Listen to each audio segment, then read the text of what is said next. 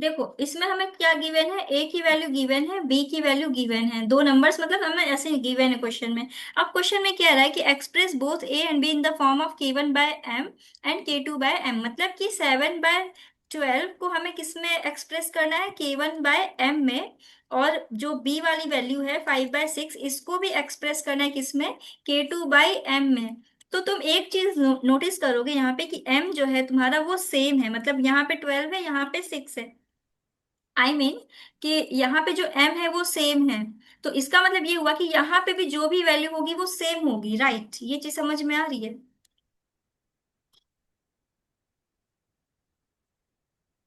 Hello, voice आ रही है? हाँ मैम, आ रही है वॉइस। हाँ। तो ये जो m है इधर सेम है ना, इधर भी m है, इधर भी m है, सेम स्मॉल लेटर वाला। तो इसका मतलब यहाँ पे भी तुम्हें वैल्यू तुम्हें सेम करनी पड़ेगी। तो तुम देखो यहाँ पे 6 है। तो अगर तुम इसको ऊपर नीचे 2 से मल्टीप्लाई कर देते हो तो यहाँ पे न्यू फ्रैक्शन बन जाएगा 10/12, है ना, जिसकी जो कि होगा k2/m, और यहाँ पे 7/12 जो कि है k1/m।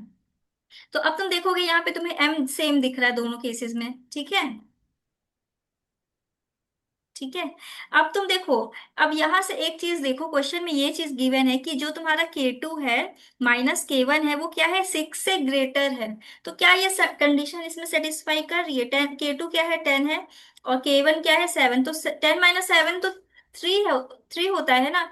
तो लेकिन यहाँ पे तो फिर उल्टा हो गया ना, 3 > 6 हो गया। तो हम ये वाला केस नहीं ले तो सकते। मैं फिर 14/24 और 20/24 ले सकते हैं।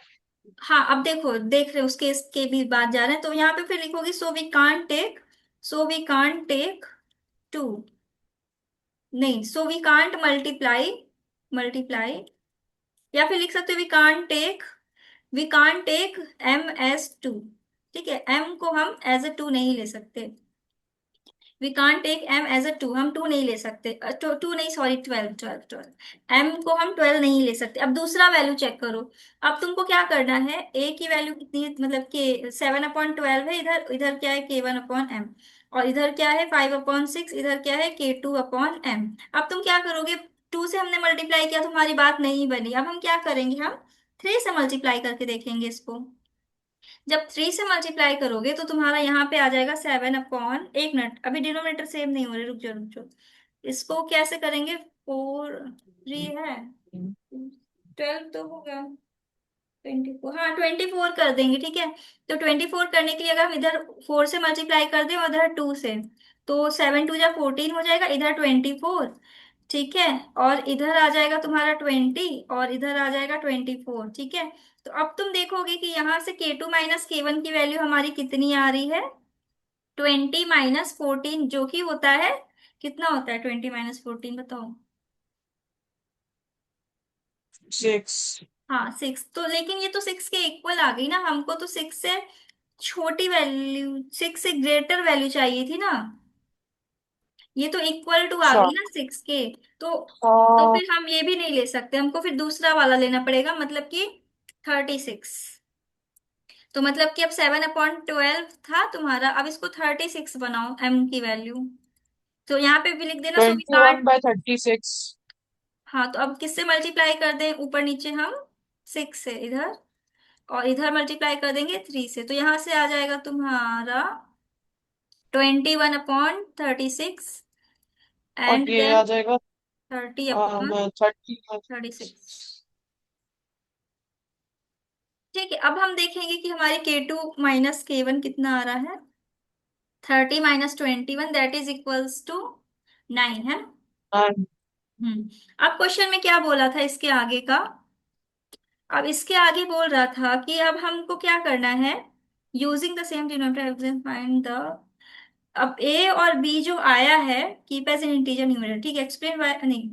अब write exactly 5 distinct rational number line between A और बी, जो ए और बी है ना तुम्हारे, निकले हैं तुम्हारे अभी वाले, उनके बीच के 5 रैशनल नंबर तुम्हें बताने हैं। ठीक है, इस कंडीशन को सेटिस्फाई करने के बाद जो हमारे ए और बी की वैल्यूज निकल के आए हैं ना, उनकी तुम्हें क्या बतानी है, वो बतानी है।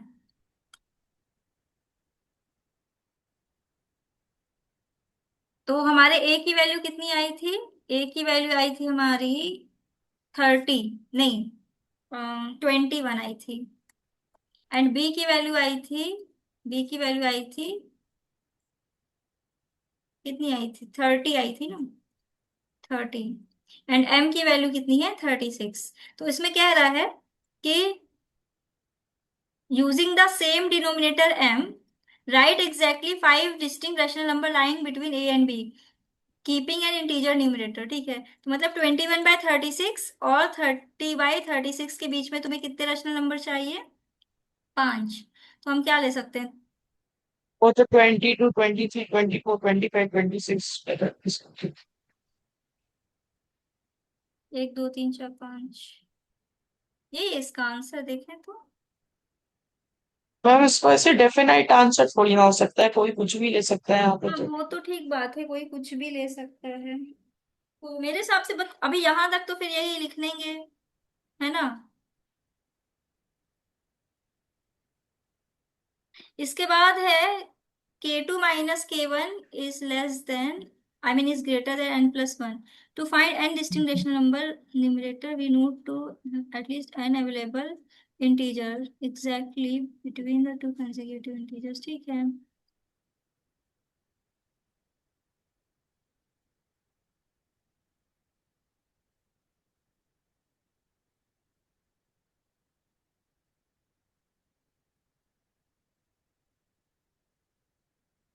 अच्छा, इसमें पता है क्या कहना चाह रहा है? कि जैसे हमने तुमको पढ़ाया था कि हमें दो इंटीजर, दो रैशनल नंबर, जैसे मान लो कोई भी रैशनल नंबर दिए हों, जैसे मान लो 2/3 लिखा है, इधर मान लो 7/3 लिखा है, ठीक है। अब हम चाहते हैं इनके बीच के 9 रैशनल नंबर्स निकालना, 9, या फिर मान लो 5 लिख देते हैं, 5। चलो कुछ और रैशनल नंबर ले लेना क्वेश्चन के अकॉर्डिंग। हम 5 चाहते हैं, तो हम क्या करते थे ना कि इसको 6 से ऊपर नीचे ऐसे मल्टीप्लाई कर देते थे, एक इससे ज्यादा। ये चीज याद है तुमको? हाँ मैम। जितना हमें चाहिए था उससे एक ज्यादा से हम ऊपर नीचे मल्टीप्लाई कर देते थे। तो वही चीज पूछ रहा है इस क्वेश्चन में कि हमको ये चीज हमें एक्सप्लेन करनी है कि हम ऐसा करते थे तो क्यों करते थे, क्या ये नेसेसरी है। तो इसका थोड़ा सा तुम्हें एक्सप्लेनेशन देखना पड़ेगा, यही इसमें थोड़ा सा टफ है प्रूविंग इसकी। तो यहाँ तक तो क्लियर है ना स्टोरी? ये वाली चीज तो लिख लोगे ना यहाँ तक की? हाँ मैम। ठीक है, अब इसके आगे का देखते हैं। एक तो इसका सॉल्यूशन नहीं मिल रहा, नहीं तो सॉल्यूशन से ज्यादा आसान हो जाता है देख के समझाना। अब इसमें लिखा है explain, explanation of the condition, कि ये जो कंडीशन है ये इसका एक्सप्लेनेशन है। To find N distinct rational number, मान लो कि हमें एन रैशनल नंबर चाहिए विथ इंटीजर न्यूमरेटर्स, मतलब जिनका न्यूमरेटर क्या हो, एक कोई इंटीजर हो। और फ्रैक्शंस मान लो लिखा है K1/m and K2/m, you need to have at least N available integers strictly between the two numerators K1 and K2। अब कह रहा है कि अगर तुमको K1/m और K2/m के बीच में मान लो n इंटीजर्स, तुमको नहीं, कितने इंटीजर्स चाहिए? n चाहिए to find n distinct rational number, ठीक है। तो n रैशनल नंबर अगर तुमको इसके बीच में चाहिए तो डेफिनेटली ये प्रेजेंट होने चाहिए, है ना। Must be at least n available integer strictly between two numerators, मतलब इन दोनों जो न्यूमरेटर्स है ना इनके बीच में ये होगा, तभी तो हम निकाल पाएंगे ना। जैसे मान लो लिखा है 2/7, इधर लिखा है 5/7।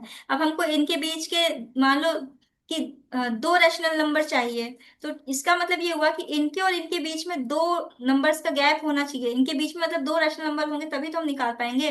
जैसे 3/7 और 4/7, तो 2 और 5 के बीच में आ रहा है ना, 3 और 5, 3 और 4।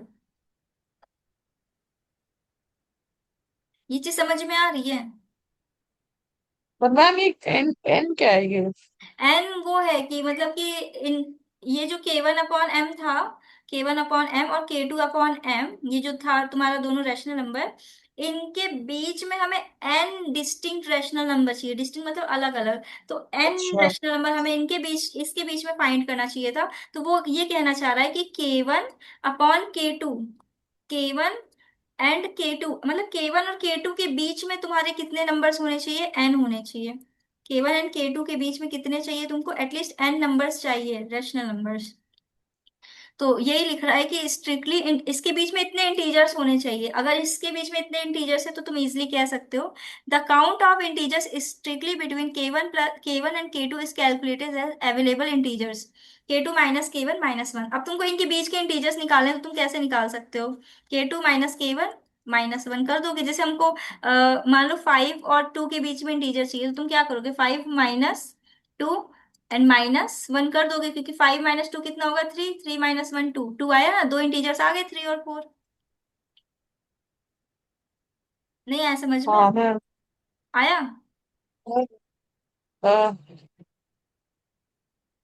मैम तो ये 5 - 2 - 1 हमारा एन आएगा। हाँ एन आएगा। मतलब इनके बीच में इंटीजर्स कितने होंगे? जैसे तुमसे कहा जाए कि 10 और 7 के बीच में इंटीजर्स बताओ कितने होंगे, तो तुम टेन जैसे माइनस कि सेवन दो माइनस वन दो कर। अच्छा ठीक है आप। क्लियर है? हाँ मतलब दो नंबर्स के बीच में तुमको चाहिए कि कितने इंटीजर्स लाई कर रहे हैं, तो उन दोनों नंबर्स को सब्ट्रैक्ट करके -1 कर दो। हम्म। ठीक ठीक है। तो यहां से अब हम क्या निकाल लेंगे? अवेलेबल इंटीजर्स की। हमारे पास कितने अवेलेबल इंटीजर्स हैं? के2 - के1 - 1। ओके, और ये for this count to provide at least N choices.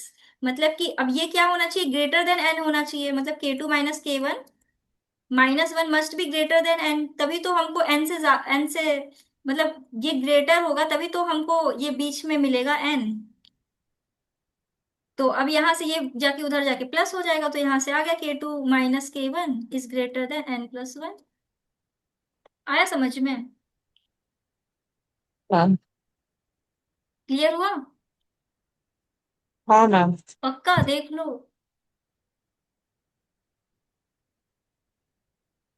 मुझे एक बार लिख के शेयर कर देना अपना। कब है तुम्हारा टेस्ट? एग्जाम 6 को है ना? हाँ तो कल का टाइम है। तुम एक काम करना, तुम ये जितने भी अभी क्वेश्चंस डिस्कस किए हो यहाँ पे, सारे मुझे सॉल्यूशन खुद से बिना देखे, मतलब पहले एक बार देख के समझ लेना अच्छे से, उसके बाद लिख के मुझे एक बार हाँ शेयर मैम। कर देना, ताकि हम एक बार चेक कर दें कि तुम सही से समझे हो या नहीं समझे हो, तो उससे मुझे क्लियर हो ठीक है जाएगा मैम कि ठीक है। तुम्हें समझ में आया या नहीं ठीक है। आया। ओके, इसके बाद हाँ कौन मैम सा कर क्वेश्चन दीजिए। है? ये वाला।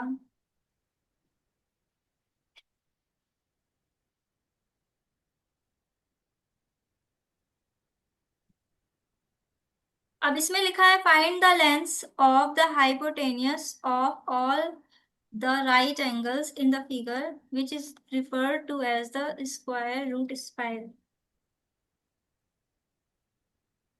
ये तो ओलंपियाड का क्वेश्चन जैसा लग रहा है देख के, लेकिन इसका सॉल्यूशन इजी होगा वैसे। रुको देखते हैं।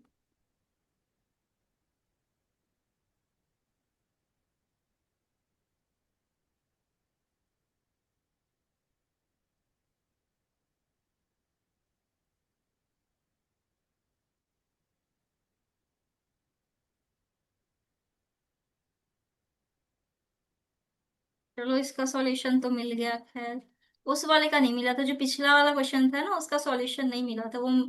वो समझ के करवाना पड़ा पूरा।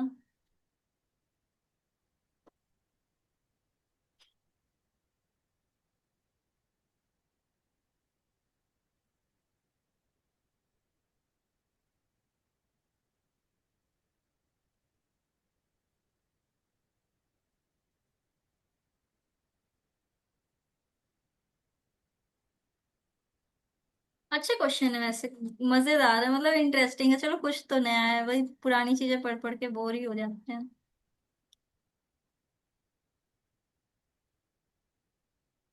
चलो इसको समझते हैं। वैसे टफ नहीं है, थोड़ा सा वैसा है, रूट वूट वाला है। इजी है, देखते हैं इसको क्या है इसमें।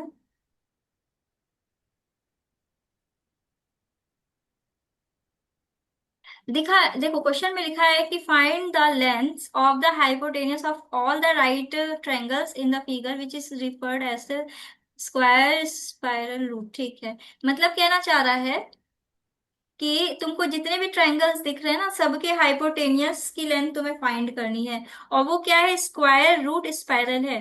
ये क्या होता है? एक ब्यूटीफुल ज्योमेट्रिक ट्रिक होती है फॉर ड्राइंग इरेशनल लेंथ्स। जैसे हमको लिखना है राइट एंगल, ठीक है, ऐसे समझो। जो हम लोग नंबर लाइन पे नहीं ऐसे पढ़ते थे कि यहाँ पे हमने लिखा 1, यहाँ पे लिया 1, तो ये आ गया √2। फिर इसके ऊपर हमने यहाँ पे 1 हाँ बनाया, हाँ। तो अब इसके ऊपर यहाँ पे क्या आएगा तुम्हारा? √3।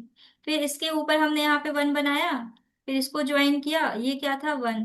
√3 का क्या होगा? 3, 3 + 1, यहाँ पे फिर 2 आ जाएगा, मतलब बेसिकली √4 समझो, है ना? फिर इसके ऊपर हमने ऐसे 1 मैम बनाया। हमारे पास ये दूसरे नीचे वाले वन की वैल्यू थोड़ी ना, हमें वन, मतलब मैं एनोटेट कर सकता हूँ मैम हाँ, हमें इस मैम हमें इस वाले की कहाँ वैल्यू थी है, इस वाले की, ये वाली साइड की। इसकी नहीं दिया है ना, तो इससे मत चलो ना, इस छोटे से चलो, यहाँ से चलो, यहाँ से चलो, नीचे से चलो, नीचे से। अच्छा अच्छा ठीक है आप हाँ। हाँ, तो यहाँ से ये √2 आएगा, फिर यहाँ से ये √3 आएगा, ये √4 आएगा, ये √5 आएगा, ये √6 आएगा, ये √7, ये √8, ये √9, ये √10, ये √11 तक जाएगा तुम्हारा। आया समझ में? नहीं आया? फिर से बताएं। नहीं मैम आ गया। आ गया ना? तो आसान था। ठीक है, अब इसका सॉल्यूशन देख लो, स्क्रीनशॉट ले लो, और ना आए समझ में तो मुझसे फिर से पूछ लेना। ओके, ये इजी क्वेश्चन था ठीक सबसे, है मैम। अभी तक के सारे सॉल्यूशन में सबसे आसान था। ठीक है, और कोई डाउट है? मैम बाकी मैम मैंने आपको कल कुछ डाउट भेजे थे, अच्छा, एक मिनट रुको। और मैम कल मैंने आपको नंबर नंबर लाइन पे कैसे बना रहे थे वो भी भेजा था। अच्छा, हाँ आया तो है। Point W has a coordinate equal to -5. Can you predict the coordinate of point H, which is on the number on the line through W parallel to the y-axis? Which quadrant can H lie in?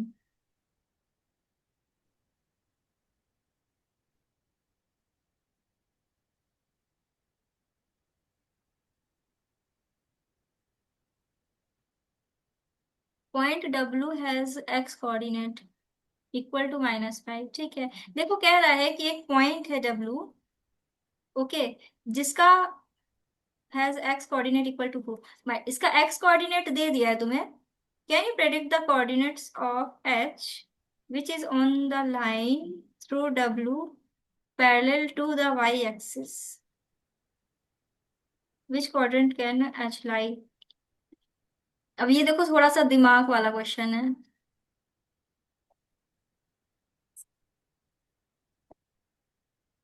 इसका y coordinate हमें नहीं पता, लिखा है कि point W has a x coordinate equal to -5।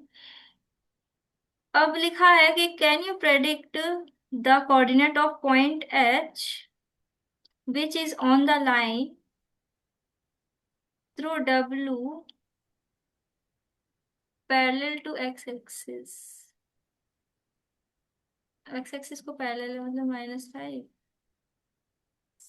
पे parallel होगी। x axis को पैरेलल है, ठीक है, ये है तुम्हारी x एक्सिस। तो x एक्सिस को अगर नहीं, क्या लिखा है? Parallel to the y axis, sorry, y axis को पैरेलल है, लिखा है y एक्सिस को पैरेलल है।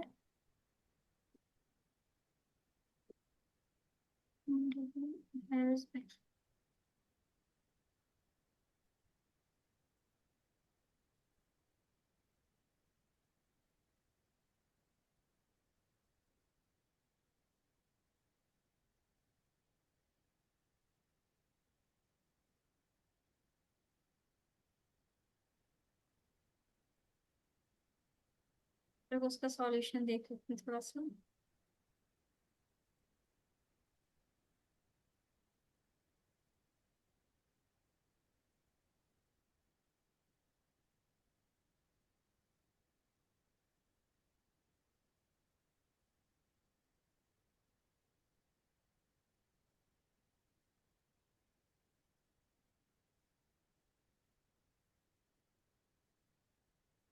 अच्छा,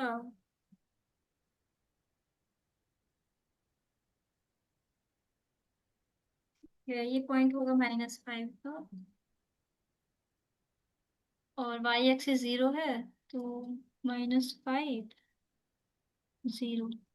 ठीक है, ये पॉइंट है तुम्हारा W।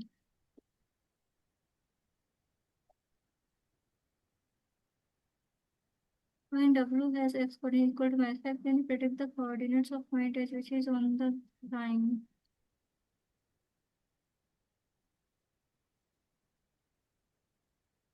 W parallel to the y-axis।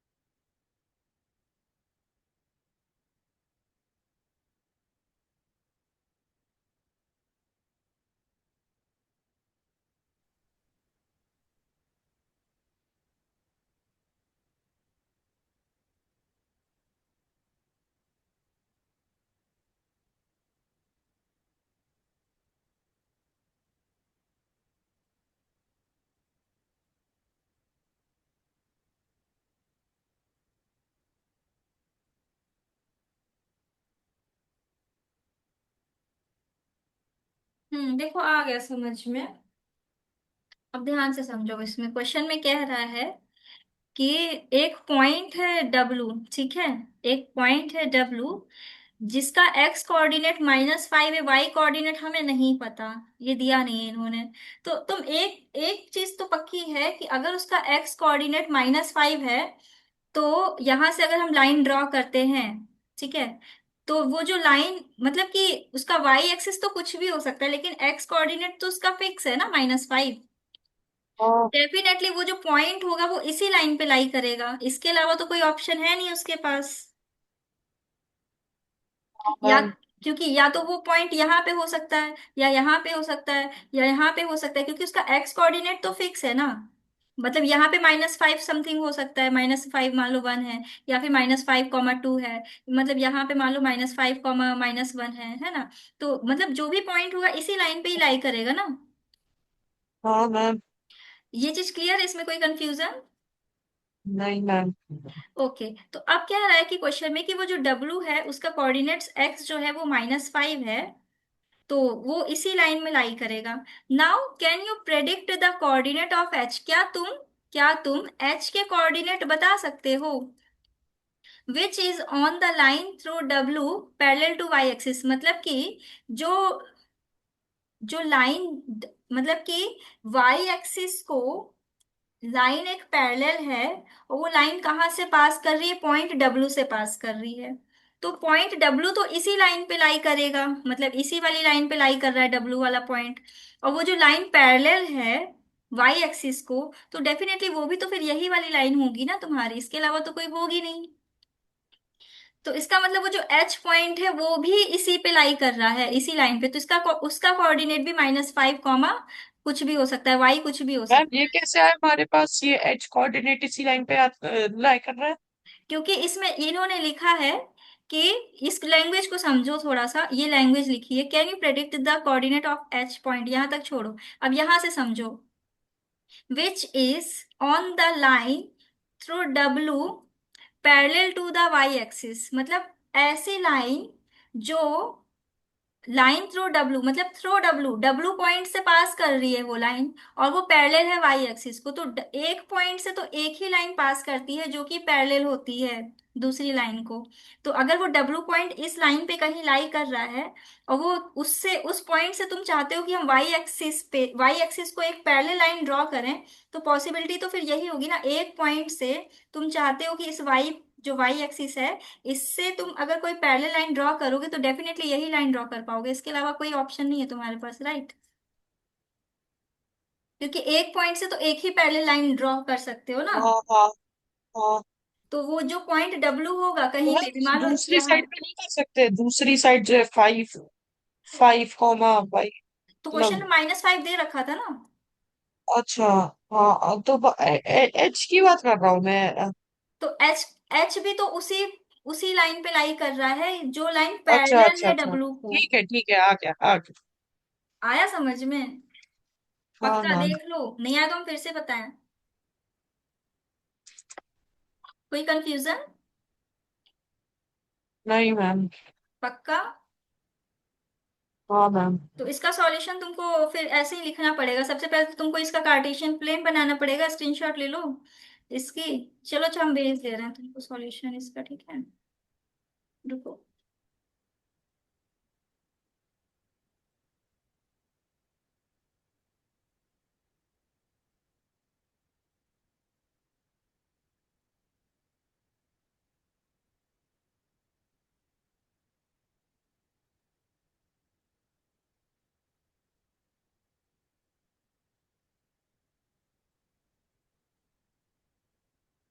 एक second.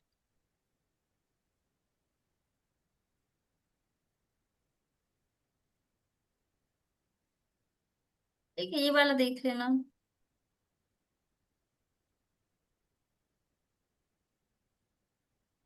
The midpoint of the sides of a triangle ABC are the points D and E and F. Given that the coordinates of D and F is, define the coordinates of A, B, and the triangle ABC. Given that the coordinates of the question number 13 ना।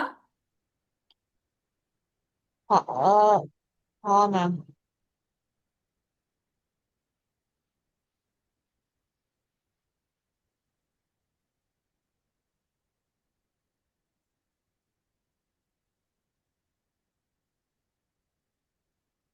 चलो से पहले एक बार try कर लेते हैं, फिर देखते हैं इसका सॉल्यूशन। क्वेश्चन में कह रहा था mid points of the sides of a triangle ABC, मतलब एबीसी एक ट्रायंगल है मान लो। अम्म, चलो बना ही लेते हैं, एबीसी एक मान लो ट्रायंगल है। चलो से पहले इसके कोऑर्डिनेट्स बना लेते हैं थोड़ा सा। जैसे मान लो ये है वो तुम्हारा कार्टेशियन प्लेन, तो पॉइंट 5,1, 5,1 मान लो यहाँ पे लाई कर रहा है।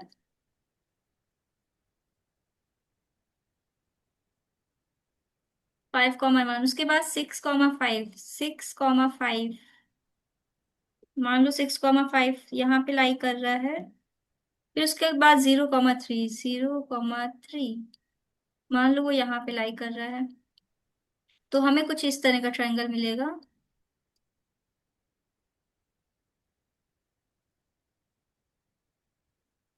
पॉइंट्स हैं हमारे, the mid points of the A B C are the point G E and, find the coordinates of D and E D, given the coordinates D E F. अच्छा, डी का कोऑर्डिनेट ये है, ई का coordinate ये है, F का coordinate ये है, ठीक है? Find the coordinates of A B C.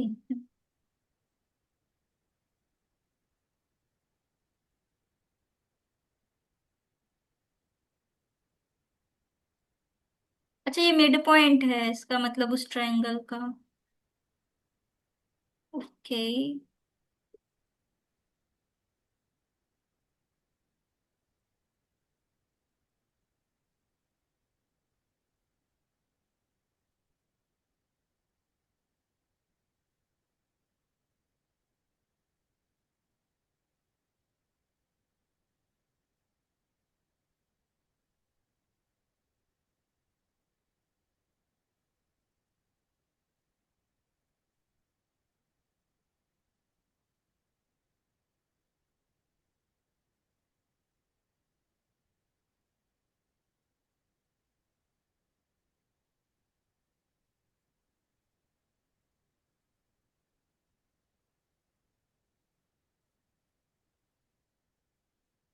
D का कोऑर्डिनेट है 5,1, ई का कोऑर्डिनेट है 6,5, एफ का कोऑर्डिनेट है 0,3। देखो क्वेश्चन समझ में आया? क्वेश्चन में क्या रहा है कि एक ट्रायंगल है एबीसी, उसके मिड पॉइंट्स का कोऑर्डिनेट दे दिया है, तुम्हें एबीसी का कोऑर्डिनेट फाइंड करना है। ठीक है, मिड पॉइंट थ्योरम तुमने पढ़ा होगा कि अगर तुम x1 + x2 कर दो, x1 + x2 और डिवाइड कर दो 2 से, तो x का कोऑर्डिनेट निकल आता है बीच वाले का। राइट, पढ़ा है ये चीज। मैम। और y1 + y2 कर दो और डिवाइड कर दो 2 से, तो y का कोऑर्डिनेट निकल आएगा 1। उसी तरह से उसके बाद इसका निकाल लो x2 + x3, ये मैंने पढ़ाया था अगर तुम्हें याद हो तो। ये इस तरह का हाँ, क्वेश्चन, कोऑर्डिनेट से हाँ इस तरह का क्वेश्चन था उसमें एक। और y2 + y3/2 उसके बाद यहाँ से आ जाएगा तुम्हारा x1 + x3/2 यहाँ से आ जाएगा y1 + y3/2 ठीक है। अब इसको सॉल्व कर दो। तो अब देखो यहाँ से हमारे पास तीन इक्वेशंस आ जाएंगी। क्या आएंगी? देखो x1 + x2 की वैल्यू आ गई 10, और y1 + y2 की वैल्यू आ गई 2। उसके बाद x2 + x3 की वैल्यू आ गई 12, y2 + y3 की वैल्यू आ गई 10। फिर यहाँ से x1 + x3 की वैल्यू आ गई 0, और यहाँ से y1 + y2 की वैल्यू आ गई 6। अब देखो यहाँ से हम डायरेक्टली कह सकते हैं कि x1 जो होगा वो इक्वल होगा -x3 के। ठीक है, अब x1 की वैल्यू हमें पता है, अब इसको सॉल्व कर लेंगे।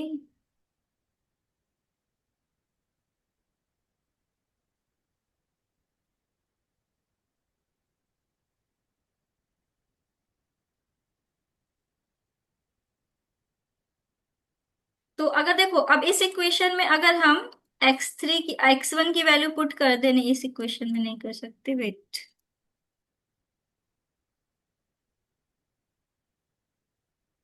कैसे किया था याद है? तीनों को ऐड किया था, फिर क्या किया था? x1 + x2 + 3। अच्छा हाँ, याद आ गया। देखो अब तुम्हें क्या करना है, इन तीनों को ऐड करना था, इसको, इसको और इसको हटाओ, इसकी जरूरत नहीं है। तुम इन तीनों को ऐड कर दो। तो जब इन तीनों को तुम ऐड करोगे, देखो इन तीनों को जब तुम ऐड करोगे तो क्या मिलेगा तुम्हें? x1 + x2 + x3 ट्वाइस मिल जाएगा इसका, ट्वाइस, ट्वाइस। और इधर कितना आ जाएगा? 10 + 12 + 0, जो कि होगा तुम्हारा 22। तो यहां से तुम्हें क्या मिल जाएगा? x1 + x2 + x3 की वैल्यू मिल जाएगी किसके इक्वल? 11 के। अब तुमको x2 + x3 की वैल्यू पता है? 12 है ना, 12। तो x1 की वैल्यू आ जाएगी तुम्हारी 11 - 12, दैट इज इक्वल्स टू -1। तो x1 की वैल्यू हमने निकाल ली। बताओ, आया समझ में? अच्छा। हाँ मैम। और उसी तरह से हम एक्स टू की वैल्यू अगर हमें निकालनी है, तो 22 में हमें क्या माइनस करना पड़ेगा? x2 की निकाल रहे हैं तो x3 और x1 मतलब कि 0 माइनस करेंगे, मतलब 22 ही आ जाएगा। आ रहा है समझ में?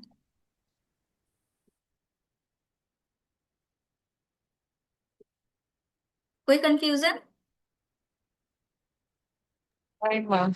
ओके, अब x2 भी निकल गया तुम्हारा, एंड देन अब क्या निकालना है हमें? x3। हाँ, तो x3 के लिए हम क्या कर देंगे? x1 + x2 की वैल्यू पुट कर दो, मतलब 10, मतलब 22 में 10 माइनस कर देंगे तो आ जाएगा तुम्हारे यहाँ से 12।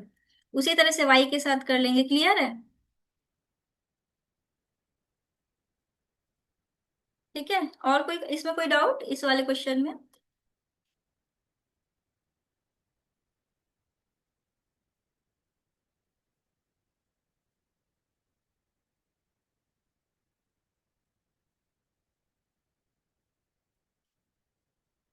म्यूट हो देखो।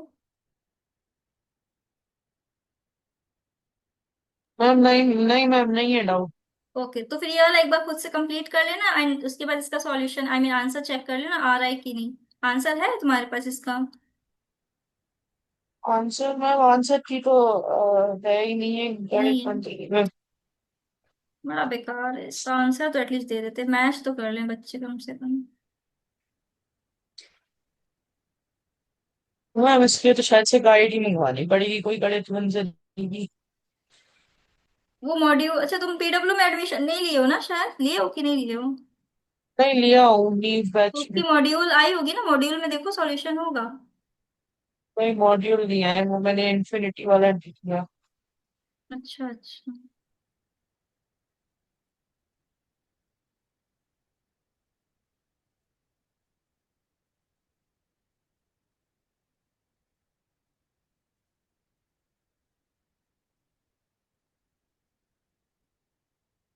मिल गया इसका सॉल्यूशन, हम तुमको सॉल्यूशन भेज देना इसका, ठीक है, देख लेना।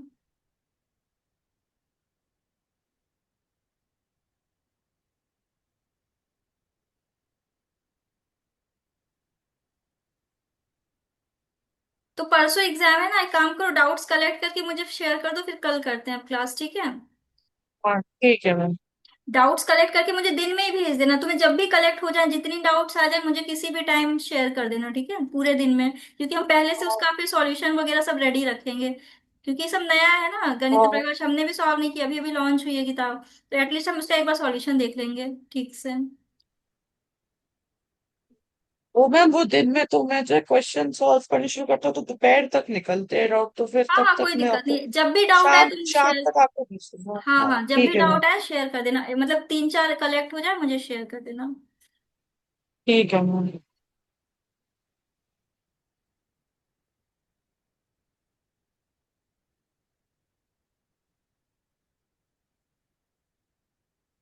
ठीक है, सॉल्यूशन वही है जो मैंने करवाया है, वही एग्जैक्टली है, इसमें कुछ नहीं करना।